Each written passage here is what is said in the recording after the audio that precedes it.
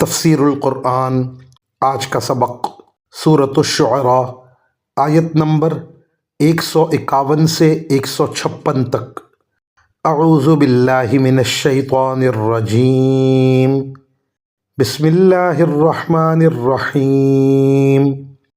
ولا تطیعوا امر المسرفین الذین یفسدون فی الارض ولا یصلحون قالوا انما انت من المسحرین ما انت الا بشر مثلنا فأت بآیۃ ان کنت من الصادقین قال هذه ناقة لها شرب ولكم شرب يوم معلوم ولا تمسوها بسوء فيأخذكم عذاب يوم عظيم۔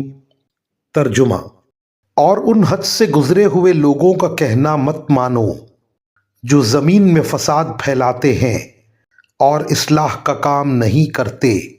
وہ کہنے لگے کہ تم پر تو کسی نے بڑا بھاری جادو کر دیا ہے، تمہاری حقیقت اس کے سوا کچھ بھی نہیں کہ تم ہم جیسے ہی ایک انسان ہو، لہٰذا اگر سچے ہو تو کوئی نشانی لے کر آؤ۔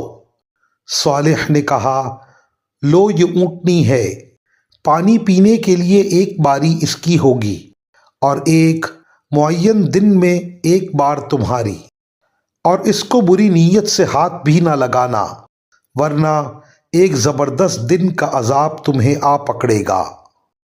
ان آیات کی تفسیر میں مفسرین کرام فرماتے ہیں نشانی سے مراد معجزہ ہے، اور انہوں نے خود فرمائش کی تھی کہ پہاڑ کے اندر سے ایک اونٹنی نکال کر دکھاؤ۔